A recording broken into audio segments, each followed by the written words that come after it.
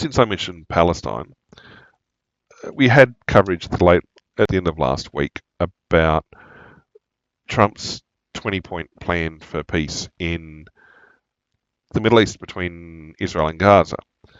So at the time over the weekend, the deadline was for Sunday.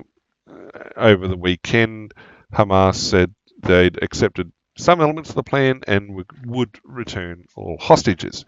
So there's elements of that 20-point plan. And to be fair, when you read the 20-point plan, clearly it was favouring Israel, and Israel had some say in it. Apparently, the whispers were that the original plan Trump had would have been harsher on Israel, but Israel got in and were able to get some adjustments made, some accommodations made, and presumably now that Hamas is looking at it and making adjustments too, that there'll be a further refinement to the 20 points that were presented.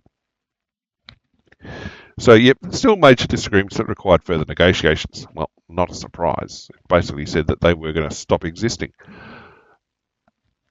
The announcement, obviously, over the weekend was that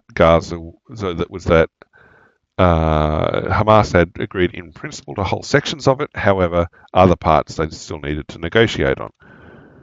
The initial deadline passed, and Trump basically said that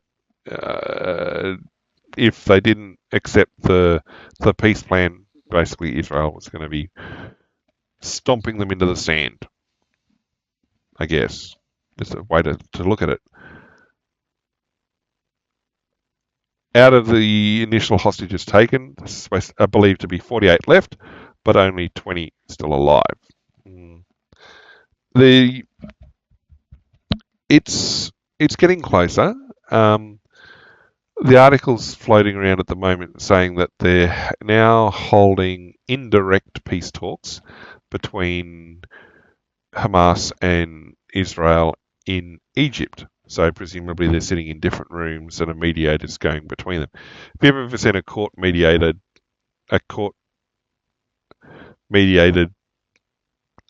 mediation? A bit like that.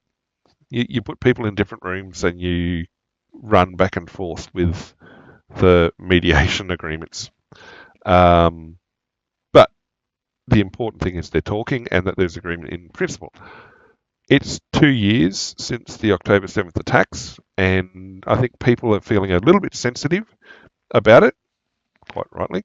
There's been an effort, spontaneous pro-Palestine protests around the place are basically being told to shut up for a day.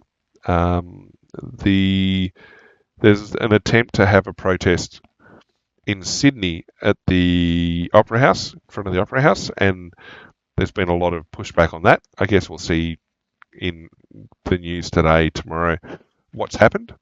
But it's also the idea that after the peace plan was put out, that we saw ongoing protests, that people were saying, well, look, the desire is not there. It's not for peace.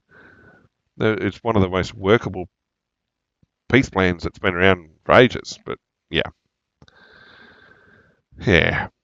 So here's hoping that they continue to get progress on that